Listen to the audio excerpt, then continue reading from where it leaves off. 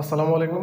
সংখ্যা পদ্ধতির যে রূপান্তর আছে এই বিষয়টা অনেকেই ভয় পায়। আমি অনেক ভালো ছাত্রের মুখে শুনেছি যে স্যার আমরা তো রূপান্তরের যে ক্যালকুলেশন আছে এইগুলো বুঝি, কিন্তু সব ধরনের যে রূপান্তর আছে এইগুলো তো মনে রাখতে পারি না। তাহলে আমরা দেখবো যে কতটুকু সহজ পদ্ধতিতে এটা মনে রাখা যায়।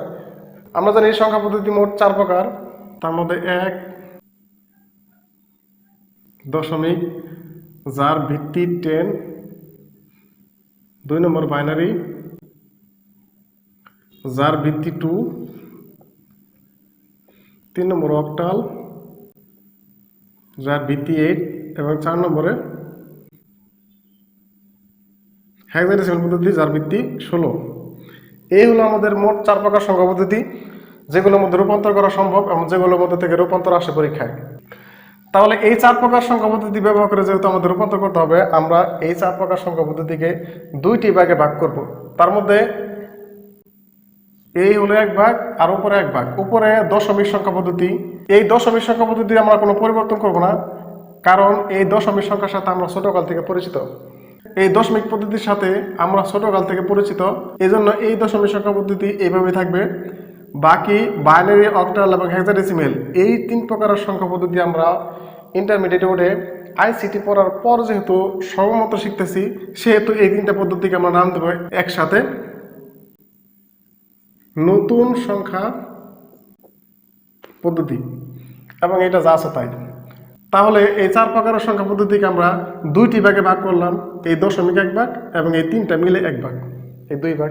এখন এই 2 প্রকারের সংখ্যা পদ্ধতি, একটা দশমিক বাকি একটা নতুন সংখ্যা পদ্ধতি, এই 2 প্রকারের সংখ্যা পদ্ধতি ব্যবহার করে আমরা 3টি ক্যাটাগরি বানাবো। তার মধ্যে এক, এই দশমিক থেকে বাইনারি, অক্টাল এবং হেক্সাডেসিমেল।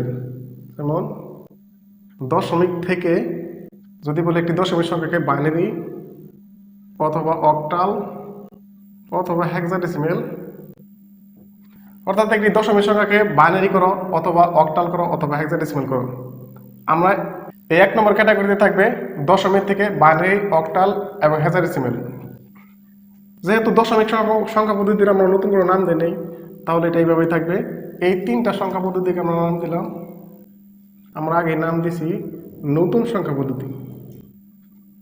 নতুন সংখ্যা পদ্ধতি অর্থাৎ দশমিক থেকে নতুন সংখ্যা পদ্ধতিতে রূপান্তর করো। যদি পরীক্ষা আসে এমন যে একটি দশমিক সংখ্যাকে বাইনারি করো অথবা অক্টাল করো অথবা হেক্সাডেসিমাল করো, তাহলে ওই সময় আমরা এইভাবে বুঝে নিব যে একটি দশমিক সংখ্যাকে নতুন সংখ্যা পদ্ধতিতে রূপান্তর করতে বলতেছে।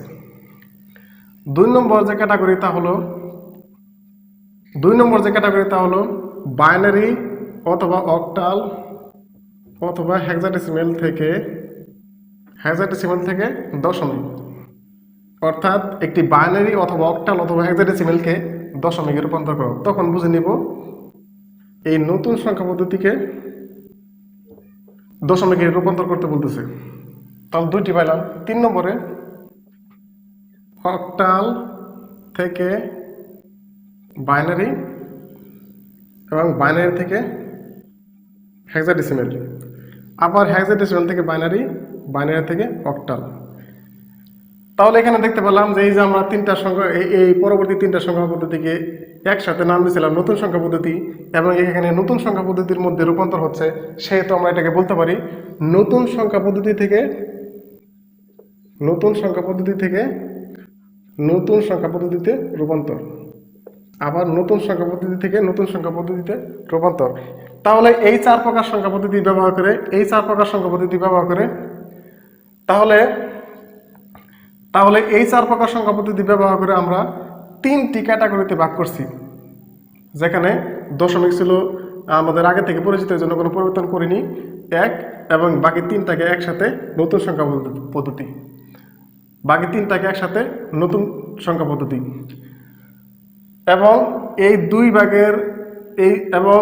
2 ভাগকে ব্যবহার করে 1 নম্বরে দশমিক থেকে বাইনারি, অক্টাল, হেক্সাডেসিমাল, 2 নম্বরে বাইনারি, অক্টাল অথবা হেক্সাডেসিমাল থেকে দশমিক, 3 নম্বরে অক্টাল থেকে বাইনারি, বাইনারি থেকে হেক্সাডেসিমাল অথবা হেক্সাডেসিমাল থেকে বাইনারি, বাইনারি থেকে অক্টাল। এই 3টা ক্যাটাগরিতে ভাগ করছি। মনে রাখতে হবে এবং নোট করে রাখতে হবে। ভিডিও পোস্ট করে তোমরা এগুলো নোট করে রাখবে এবং এটা বারবার রিভিশন দিয়ে মনে রাখতে হবে, তাহলে আমাদের একটু সহজ হবে। কিংবা ওটা এক একজন এক একভাবে মনে রাখে, যার যেভাবে সুবিধা। আমার যেভাবে মনে হয়েছে আর কি আমি সেভাবে দেওয়ার চেষ্টা করছি। তোমাদের যদি অন্য কোনো পদ্ধতি ভালো লাগে তোমরা ওইটাই ফলো করবা, অন্য কোনো পদ্ধতি নিয়ে আবার এটা গ্যাঞ্জাম লাগিয়ে দিও না। এই আমার অনুরোধ থাকলো, এই 3টা পদ্ধতি অবশ্যই মনে রাখতে হবে।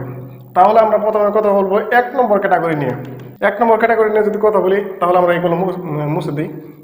1 নম্বরে আছে দশমিক থেকে বাইনারি করো অথবা অক্টাল করো অথবা হেক্সাডেসিমাল করো। আমরা দেখে নেব একটা দশমিক সংখ্যা প্রথমে কয় ধরনের হতে পারে। যেমন যদি এক্সাম্পল দেই 62 একটি দশমিক সংখ্যা, ব্র্যাকেটে লিখে দিলাম পূর্ণ সংখ্যা। পূর্ণ সংখ্যাকে বাইনারিতে রূপান্তর করো। আবার এই 62 যদি দশমিক হয় অর্থাৎ ভগ্নাংশ হয়, সামনে যদি দশমিক থাকে, দশমিক 62 একটা ভগ্নাংশ সংখ্যা কে বাইনারিতে রূপান্তর করো। এবং 3 নম্বর 62.62, সেখানে এটুকু পূর্ণাংশ এটুকু ভগ্নাংশ দশমিক সংখ্যা। তাহলে আমরা ব্র্যাকেটে লিখে দিই পূর্ণ সংখ্যা দশমিক ভগ্নাংশ সংখ্যা কে বাইনারিতে রূপান্তর করো।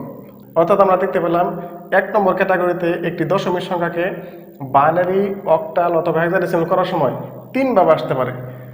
যেমন 1 নম্বরে একটি পূর্ণ সংখ্যা, একটি দশমিক পূর্ণ সংখ্যাকে বাইনারি করো। 2 নম্বরে একটি দশমিক ভগ্নাংশ সংখ্যাকে বাইনারি করো। 3 নম্বরে একটি পূর্ণাংশ সংখ্যা এবং ভগ্নাংশ সংখ্যা যেটি একসাথে মিলিত অবস্থায় আছে তাকে বাইনারি করো। তাহলে আমরা যদি একটি পূর্ণ সংখ্যাকে দশমিকে নিই তাহলে এক নিয়ম, এবং ভগ্নাংশকে যদি এই বাইনারিতে নিই তাহলে আরেক নিয়ম, এবং যেখানে পূর্ণ সংখ্যা এবং ভগ্নাংশ সংখ্যা একসাথে আছে সেটার জন্য আবার 1 নং এবং 2 নম্বর নিয়মের একটি কম্বিনেশন। এই দুইটা পদ্ধতি আমাদের বেশিরভাগ ক্ষেত্রে এমসিকিউতে আসে অথবা খ নং প্রশ্নে, বিশেষ করে বেশিরভাগ ক্ষেত্রে এমসিকিউতে আসে। এজন্য আমাদের এটা অবহেলা না করে অবশ্যই করতে হবে। তাহলে 1 নম্বর অঙ্ক যদি আমরা একটু খেয়াল করি, 1 নম্বর অঙ্ক করার জন্য আমাদের বেসিক যে নিয়ম ওই নিয়মটা আগে শিখবো। কারণ আমরা যদি দশমিক থেকে বাইনারিটা শিখে যাই তাহলে অবশ্যই অক্টাল পারবো এবং হেক্সাডেসিমাল পারবো, একই নিয়ম সেম, শুধু ভিত্তি পরিবর্তন। তাহলে 1 নম্বরের জন্য আমাদের যে বেসিক নিয়মটা হলো দশমিক পূর্ণ সংখ্যার ক্ষেত্রে। পূর্ণ সংখ্যার ক্ষেত্রে আমাদের নিয়ম হলো যে ওই পূর্ণ সংখ্যা ভাগ যে পদ্ধতিতে নিব সেই পদ্ধতির ভিত্তি। তাহলে ভাগ করলে আমরা দুইটা জিনিস পাবো, একটা ভাগফল পাবো, এখানে ভাগফল, এবং একটা টান দিয়ে ভাগশেষ। অবশ্যই এই দুইটা জিনিস আমরা পাবো, হয় ভাগশেষ শূন্য হবে না অন্য কিছু হবে। আবার যদি ভিত্তি দ্বারা ভাগ করি এই ভাগফলকে, তাহলে এখানে আবার একটা ভাগফল পাবো, সে টান দিয়ে ভাগশেষ পাবো। এভাবে আবার যদি ভিত্তি দ্বারা ভাগ করি তাহলে এখানে একদম সব শেষে শূন্য পাবো এবং এখানে একটা ভাগশেষ পাবো, অবশ্যই হয় শূন্য না অন্য কিছু। তাহলে এখানে শূন্য আসলে এখানে অন্য কিছু পাবো অবশ্যই। এবং এখানে হবে তীর চিহ্ন নিচ থেকে উপরে, তীর চিহ্ন শুরুতে এমএসবি, যার full meaning most significant bit, এর ব্যাখ্যা আমরা পরে দিব। এবং এখানে এলএসবি, যার পুরো নাম লিস্ট সিগনিফিকেন্ট বিট, ব্যাখ্যা পরে দিব। এবং 2 নম্বরে যদি একটি ভগ্নাংশ সংখ্যা থাকে তার জন্য নিয়ম হবে 2 নম্বর দশমিক ভগ্নাংশ সংখ্যার ক্ষেত্রে নিয়ম হলো ওই ভগ্নাংশ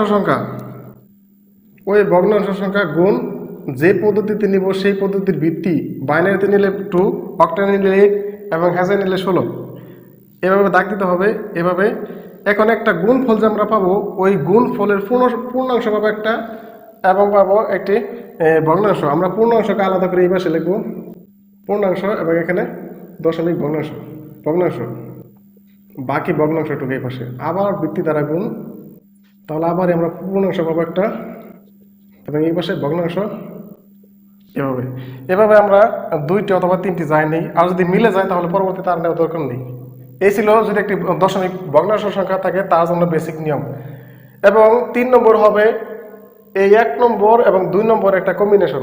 আমরা যদি অঙ্কগুলো করি তাহলে দেখি 1 নম্বর অঙ্ক, যেমন আমরা 1 নম্বর অঙ্ককে যদি সমাধান করি তাহলে দেখি কেমন হয়। 1 নম্বর কাছে 62 একটি পূর্ণ সংখ্যা, এই 62 একটি দশমিক সংখ্যা। 62 যেহেতু একটি পূর্ণ সংখ্যা সেহেতু ভাগ করবো এর ভিত্তি দ্বারা, বাইনারি ভিত্তি দ্বারা 2 দ্বারা। তাহলে 62কে 2 দ্বারা ভাগ করলে হয়, যেমন এই পাশে যদি করে দেখাই 62কে 2 দ্বারা ভাগ করলে 31 দুগুণে 62 এবং ভাগশেষ থাকে 0, তাহলে ভাগফল পাইছি 31 এবং ভাগশেষ 0। আবার যদি এই ভাগফলটাকে আমরা 2 দ্বারা ভাগ করি তাহলে 15 দুগুণে 30 এবং ভাগশেষ থাকে 1। আমরা যদি করে দেখাই 31কে 2 দ্বারা ভাগ করলে 15 দুগুণে 30 ভাগশেষ থাকে 1, এই ভাগফল এই পাশে, ভাগশেষ এই পাশে। আবার যদি 2 দ্বারা করি তাহলে 15কে 2 দ্বারা ভাগ করলে 7 দুগুণে 14 ভাগশেষ থাকে 1, তার মানে এই পাশে ভাগফল এই পাশে ভাগশেষ।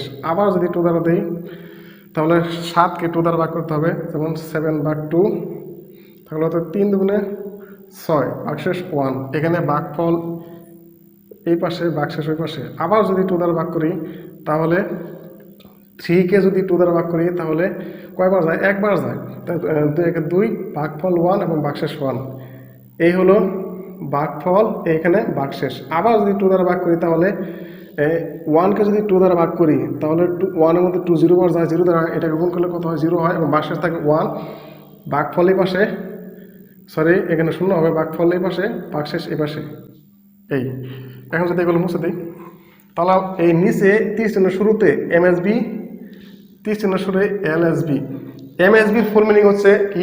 মোস্ট সিগনিফিকেন্ট বিট, তার মানে মোস্ট সিগনিফিক্যান্ট বিট সব থেকে বেশি গুরুত্বের সংখ্যা, এবং লিস্ট সিগনিফিক্যান্ট বিট সব থেকে কম গুরুত্বের সংখ্যা। তাহলে যেহেতু 30 চিহ্ন, এটা কি জন্য এমএসবি বলা হয়, কি জন্য এলএসবি বলা হয়, এর ব্যাখ্যা একটু পরে দিচ্ছি। তাহলে 30 চিহ্ন যেখান থেকে শুরু হয়েছে আমরা ওখান থেকে অঙ্ক নেওয়া শুরু করব। তাহলে সুতরাং যে সংখ্যাটি ছিল 62 একটি দশমিক সংখ্যা সমান বাইনারি মান পেলাম। এই 30 চিহ্নের শুরু থেকে আমরা অঙ্কগুলো নেওয়া শুরু করব। 1 1 1 1, এখানে 5টা 1 একটা 0, এই বাইনারি, এই আনসার। এখন এখানে এটা একক স্থানীয় অঙ্ক, এটা দশক স্থানীয় অঙ্ক, এটা শতক স্থানীয় অঙ্ক। এখানে সব থেকে বেশি গুরুত্বের সংখ্যা এটা, কারণ এটা লক্ষ গড়ের একক, দশক, শতক, হাজার, অযুত, লক্ষ, এটা লক্ষ গড়ের অঙ্ক, সেহেতু এর মান এগুলো থেকে সবগুলো বেশি, এর ভ্যালু সবগুলো সব থেকে বেশি, এই জন্য এটা হচ্ছে মোস্ট সিগনিফিকেন্ট বিট, এই যে মোস্ট সিগনিফিকেন্ট বিট, এবং এর গুরুত্ব সব থেকে কম, এই জন্য লিস্ট সিগনিফিকেন্ট বিট। এই ছিল এমএসবি এবং এলএসবি ব্যাখ্যা। ফ্যান অন করলে নয়েজ হয়, শব্দ দূষণ হয়, ভয়েস কোয়ালিটি একদম খারাপ হয়ে যায়, এই জন্য ফ্যান অন করা যায় না, এই জন্য একটু ঘামতেছে আর কি। এবং আমরা যদি এই 2 নম্বর অঙ্কটা সমাধান করি, 2 নম্বর অঙ্ক আছে আমাদের 62, তাহলে 62 একটি ভগ্নাংশ সংখ্যা এত। তাহলে আমরা নিয়ম দেখছিলাম 2 নম্বর আছে দশমিক ভগ্নাংশ অর্থাৎ 62 একটি ভগ্নাংশ, এজন্য আমাদের গুণ করতে হবে যে এই পদ্ধতিতে, যে পদ্ধতি নিচ্ছি সেই পদ্ধতির ভিত্তি দ্বারা গুণ করতে হবে। তাহলে এর বাইনারি ভিত্তি 2 যদি গুণ করি তাহলে কত হয়? 62 তখন হচ্ছে 62, আমরা যদি গুণ করি তাহলে 1.24, এই পাশে থাকবে 1, ওই পাশে 24। আবার যদি আমরা এই 24কে 2 দ্বারা গুণ করি তাহলে কত হয়? এই 0.48, তাহলে 0 এই পূর্ণ সংখ্যার ক্ষেত্রে এবং 0.48 ওই পাশে। আবার যদি 2 দ্বারা ভাগ করি, গুণ করি, এটাকে যদি আবার 2 দ্বারা গুণ করি তাহলে কত হয়? এখানে 0.96, তাহলে 0 এই পাশে ওই পাশে 96। এখন আমরা 3টা পেয়ে গেছি, মিলে নাই, যেহেতু 3টা পেয়ে গেছি আমাদের আর কোনো দরকার নেই। এই পাশে এখন হবে, আগে গেছিল পূর্ণ সংখ্যার ক্ষেত্রে গেছিল 30 চিহ্ন নিচ থেকে উপরে, এখন হবে উপর থেকে নিচে। 30 চিহ্ন শুরুতে এমএসবি এবং শেষে এলএসবি। সুতরাং 0.62 একটি ভগ্নাংশ দশমিক সংখ্যা এত ইকুয়াল টু মান পাইলাম আমরা। এই দশমিক, এখানে একটা দশমিক, পরে 1 0 0, পরে ডট ডট ডট, এই হলো বাইনারি আনসার। এখন 3 নম্বর অঙ্ক যদি আমরা করি, যেখানে একটি পূর্ণ সংখ্যা এবং বর্ণের সংখ্যা একসাথে মিলিত আছে, সেখানে করতে হবে 3 নম্বর অঙ্ক দিয়ে এইটুকুর জন্য পূর্ণাংশের ক্ষেত্রে এবং এইটুকুর জন্য ভগ্নাংশের ক্ষেত্রে পরে এই দুইটা মিলে একটা ফল হবে, তাহলে আমাদের অঙ্ক শেষ। যদি আমরা 1 নম্বর এবং 2 নম্বর অঙ্ক পারি তাহলে 3 নম্বর এমনি পারা যাবে, ওটা বাসায় নিজেরা ট্রাই করবে। আজকে তাহলে এই পর্যন্তই। পরবর্তী ক্লাসে থাকবে দ্বিতীয় যে আমরা লিখছিলাম, ক্যাটাগরি লিখছিলাম, অর্থাৎ নতুন সংখ্যা পদ্ধতি থেকে কিভাবে দশমিকে যেতে হবে, ওই ক্লাসটা নিয়ে আমরা পরবর্তীতে আসবো। সেই পর্যন্ত আমাদের সাথে থাকো। আরেকটা কথা, যারা চ্যানেল সাবস্ক্রাইব করে নেয় তারা চ্যানেলটা সাবস্ক্রাইব করে ফেলো, যাতে কোনো একটি ক্লাস আপলোড দেওয়ার সাথে সাথে তোমরা পেয়ে যাও। তাহলে দেখা হচ্ছে পরবর্তী ক্লাসে। আসসালামু আলাইকুম।